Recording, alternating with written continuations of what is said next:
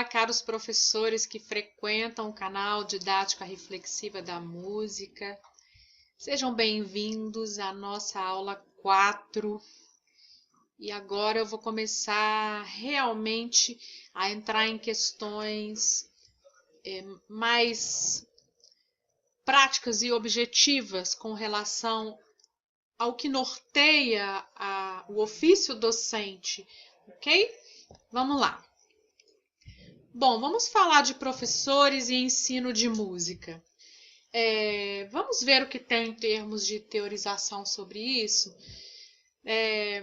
A motivação é uma questão que é muito cobrada que o professor desenvolva nos alunos, não é? O aluno precisa vir para a aula motivado, ele tem que se manter na aula motivado, tocar o que o motiva, fazer o que o motiva.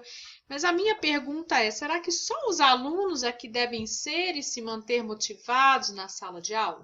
Será que o professor, no entanto, também não precisa ter os seus motivos para desempenhar bem o seu trabalho?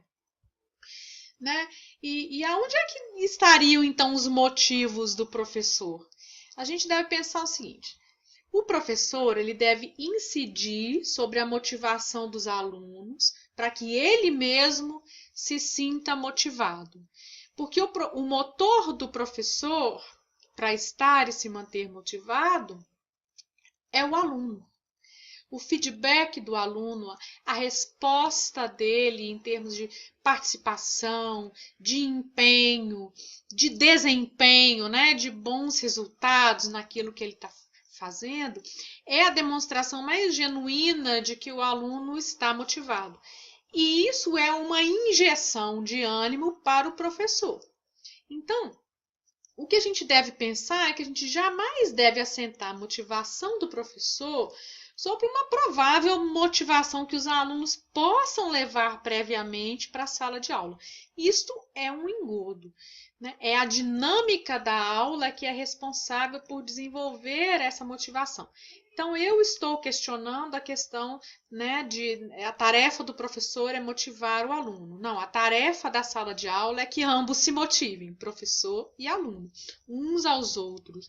Então, resumindo, se o professor está motivado, ele vai, com muito boas chances, né, incentivar o aluno a estar e se manter motivado. Por outro lado, se o aluno está motivado, a forma como ele atua em sala de aula vai evidenciar para o professor esses motivos e vai também torná-lo e mantê-lo motivado. Então, essa é uma relação de troca que acontece entre ambos, ok?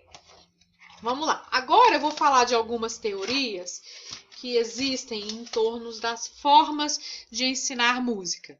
A primeira teoria é chamada de processo-produto.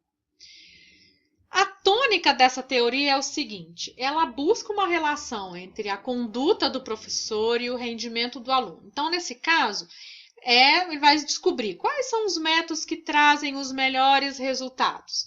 Então, esses vão ser os métodos melhores e vão configurar o professor eficaz. Pensa bem. Então, a eficácia docente, ela não reside na atuação do docente, mas no controle, na organização e na gestão da aula. Especialmente se o método que ele usa é considerado assim bom, né? Mas as pessoas se esquecem que para um método ser bem executado é preciso alguém por trás disso, que é quem? O professor.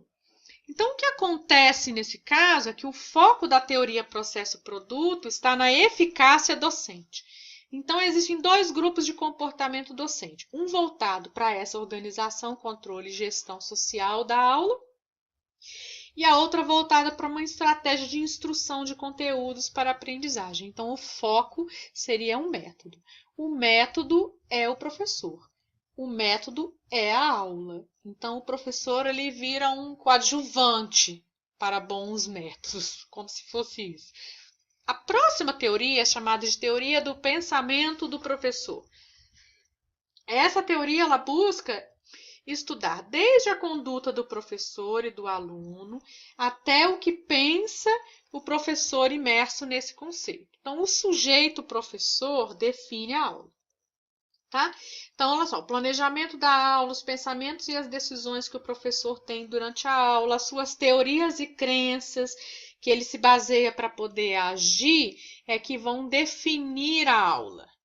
Então, é justamente isso, é o pensamento do professor que é a gestão da aula. Então, o planejamento, decisões, teorias e crenças do professor é que importam.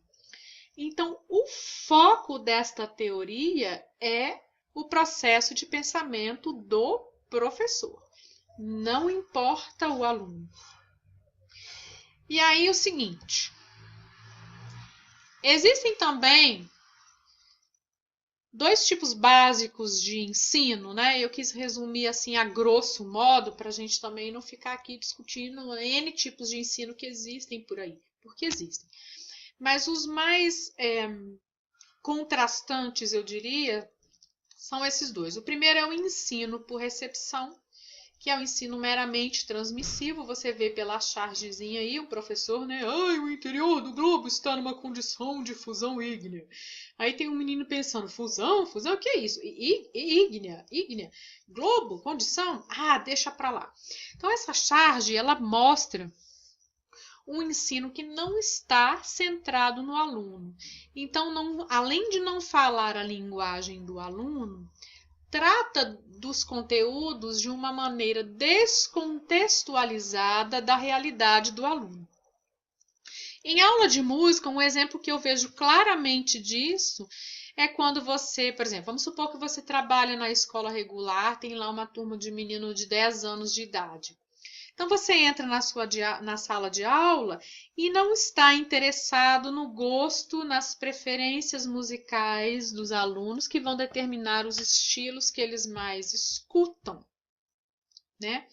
E procurar ver quais seriam os significados delineados que tem aí em volta, ou seja, aqueles que estão ligados à identidade de grupo da adolescência, a vestuário, que são responsáveis por gerar a identidade, principalmente no pré-adolescente, no adolescente. E aí você chega lá, leva para os alunos uma música, um repertório que não vai dialogar com essas preferências. Não estou querendo dizer com isso que só devamos trabalhar com aquelas músicas que os alunos gostam. Ora, mas a porta de entrada para conquistar os alunos e para principalmente motivá-los, é justamente você começar falando a língua deles. O que eles gostam de ouvir, o que eles gostariam de levar para a sala de aula. Né? E depois, se você mostra que você está receptivo para a música deles, aos poucos eles vão abrir espaço para que você mostre que o universo que eles têm de música pode ser muito mais diverso e ampliado com a sua ajuda. E é uma das funções da educação musical, é ampliar a biblioteca musical dos alunos, mostrar outros estilos, outras culturas, outras formas de se fazer música, outras linguagens, inclusive. Se o aluno depois vai gostar ou não, aí é uma questão dele. Mas é nossa obrigação como educador cavar um espaço na sala de aula para poder mostrar isso. E aí, um segundo tipo de ensino, que aí a literatura considera que seria o reverso, né, do anterior, seria o ensino por descoberta guiada. Então, você leva aí no caso, né, eu peguei de Zaragoza, que é um autor espanhol da didática da música, e acabou sendo uma pessoa com quem eu troquei e-mails, me mandou livros, trocamos muitas ideias, e eu peguei isso de um material que ele me enviou com toda a gentileza do mundo, né? Que é uma pessoa assim ímpar nesse sentido. E olha o que ele propõe. Você vai trabalhar a síncope, em vez de você trabalhar pelo conceito ou só pelo conceito, você vai trabalhar a síncope como ela aparece, né? Trabalha a síncope na música. Então você executa a síncope, você compreende a síncope, você sabe o que é uma síncope, você sabe escrever uma síncope, você sabe identificar numa peça que você ouve, você sabe compor com síncope.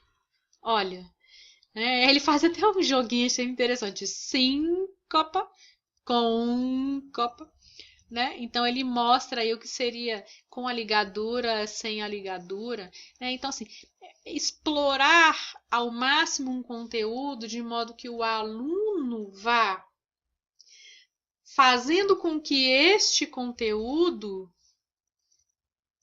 eu até vou usar aqui a expressão, o conteúdo se aproprie dele, não ele se aproprie do conteúdo. Aquela imersão, aquela coisa mágica, sabe? Para chegar no final, se você for deixar a definição do termo para o final, ela vem tão clara, o aluno te dá ela de presente. Mas se você construir aquilo com toda a sabedoria e paciência e minuciosidade possível, sabe? A gente gosta da repetição, o cérebro gosta da repetição. Tem que se repetir, acrescentando elementos novos, trazendo novos olhares. Olha, eu vou fazer isso de novo que eu fiz semana passada, mas agora tem um elemento a mais, né? Se antes a gente não escrevia, hoje a gente vai aprender a escrever isso, a gente já vivenciou de tantas formas, né? É pensar de uma maneira que você leve o aluno a descobrir as coisas por si, ao invés de você simplesmente transmitir aquilo pronto. É nesse sentido que eu coloquei os dois tipos de ensino de um modo contrastante. Na próxima videoaula que eu vou gravar na semana que vem, eu vou entrar agora na menina dos olhos, que é a teoria do professor reflexivo, que tem tudo a ver com a didática reflexiva da música, né? É a tônica da didática reflexiva da música, é exigir que o professor seja altamente reflexivo. E aí nós vamos mergulhar num universo de coisas que tem em torno da reflexividade. Inclusive, vou trazer de volta a questão da vocação, das competências que foi dito nas primeiras videoaulas, tá? Então é importante que você vá assistindo as aulas uma por uma, porque elas têm um sequenciamento e que você tome nota de várias coisas, né? Pare o vídeo, escreva, pontue, volte em outros vídeos, porque nós estamos construindo um corpo teórico aí, ok? Então é isso, pessoal. Espero que tenha sido útil e até a nossa próxima videoaula. Tchau!